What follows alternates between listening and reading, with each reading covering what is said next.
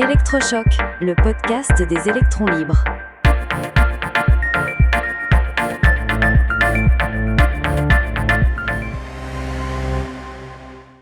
Les pesticides de Dame Nature. Aujourd'hui, nous allons parler d'un sujet qui fait souvent la une, les pesticides dans notre alimentation.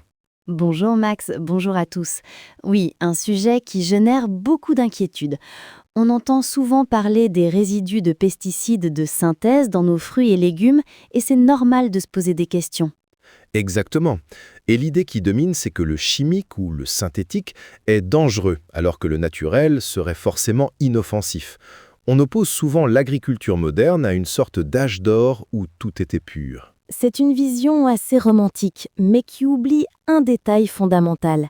La nature elle-même est une formidable chimiste. Les plantes, pour survivre, ont dû développer leurs propres armes contre les insectes et les herbivores. Et ces armes, ce sont tout simplement des pesticides naturels. Prenons le chou, par exemple. Même un chou bio, tout droit sorti du potager, est bourré de molécules comme les glucosinolates ou les isothiocyanates. Des noms un peu barbares, mais leur fonction est simple. Ce sont des poisons pour les prédateurs du chou. C'est le résultat de millions d'années d'évolution. Et le chou est loin d'être le seul. Ah non, c'est une règle générale dans le monde végétal. La pomme de terre produit de la solanine, le basilic de l'estragol, la noix de muscade de la myristicine, même le café que nous buvons contient de l'acide caféique. Toutes ces substances sont biologiquement actives. J'entends déjà l'objection. Oui, mais ce sont des molécules naturelles. Notre corps y est habitué depuis des millénaires. C'est une idée très répandue, mais qui ne tient pas vraiment la route scientifiquement. Tu as raison, et pour plusieurs raisons. D'abord, nos systèmes de défense, comme les enzymes dans notre foie, ne font pas la différence entre une molécule naturelle et une molécule de synthèse. Ils traitent une structure chimique, peu importe son origine. Ils sont généralistes. Ainsi, l'idée que nous sommes parfaitement adaptés aux plantes que nous mangeons est un mythe. L'agriculture n'a que 10 000 ans, une goutte d'eau à l'échelle de l'évolution, et beaucoup d'aliments comme la tomate, le café ou le cacao sont arrivés très récemment dans notre alimentation en Europe. Notre adaptation est loin d'être parfaite. C'est là qu'une question se pose. Quelle est la proportion de ces pesticides naturels par rapport aux résidus de synthèse dont on parle tant ? Des chercheurs se sont penchés sur la question, notamment un certain Bruce Ames, un biochimiste de Berkeley il y a quelques décennies.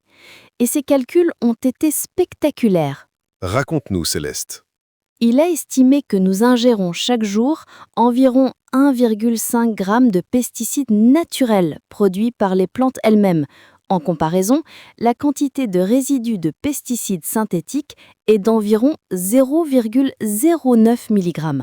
Attends, je fais le calcul, ça veut dire qu'on consomme environ 15 000 fois plus de pesticides naturels que de pesticides de synthèse.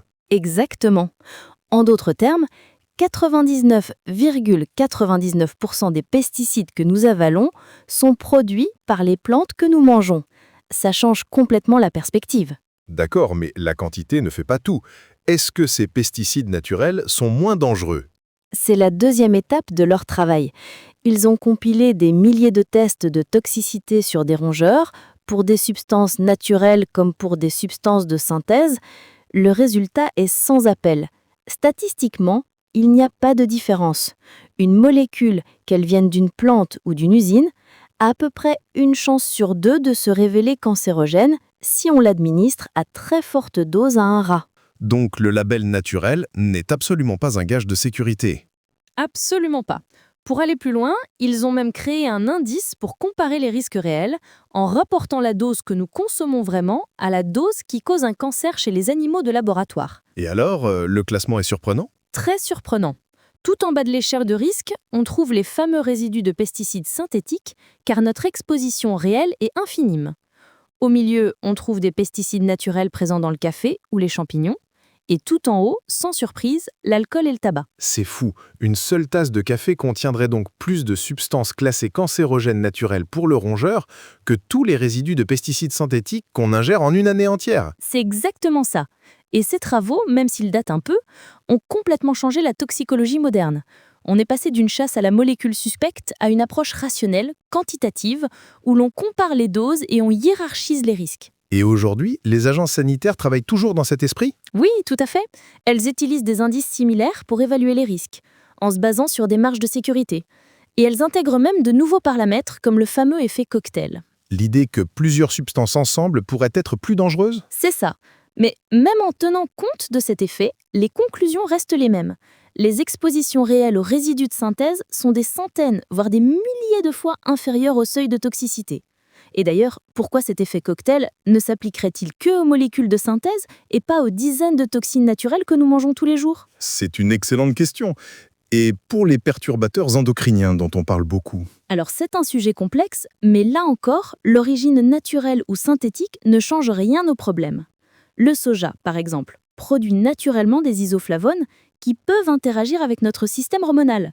Et ironiquement, une des familles d'insecticides de synthèse les plus surveillées pour ça, les pyréthroïdes, est directement issue de la fleur de chrysanthème. Donc, si on résume, nos fruits et légumes contiennent naturellement des substances toxiques, parfois en bien plus grande quantité que les résidus de synthèse. Faut-il arrêter d'en manger? Évidemment non, et c'est le point le plus important. Les bénéfices de la consommation de fruits et des légumes, avec leurs fibres, leurs vitamines, leurs antioxydants, dépassent de très très loin les risques théoriques liés à ce toxine naturel. La vraie leçon, c'est peut-être de remettre les choses en perspective. On focalise une angoisse immense sur des risques infinitésimaux liés aux résidus de synthèse, alors qu'on accepte sans problème des risques bien plus élevés venant de substances naturelles. C'est tout à fait ça. La science nous invite à hiérarchiser les vrais dangers. Les causes majeures de problèmes de santé sont bien connues. Le tabac, l'alcool, la sédentarité, une mauvaise alimentation. C'est là que les efforts de santé publique doivent se concentrer. Et quant aux pesticides agricoles, le débat sur leur impact environnemental, sur la biodiversité ou la qualité des sols est légitime et nécessaire. Mais utiliser la peur du cancer pour la population générale, ce n'est pas s'appuyer sur la science. Exactement. Il s'agit de faire la part des choses, de regarder les chiffres, les doses et de garder une approche rationnelle. Manger des fruits et légumes reste l'un des meilleurs gestes santé que l'on puisse faire. Merci Céleste pour cet éclairage passionnant et très rassurant. On comprend mieux que la nature est complexe et que la distinction entre bon naturel et mauvais chimique est bien plus floue qu'on ne l'imagine. Soutenez les électrons libres. Abonnez-vous sur lel.media.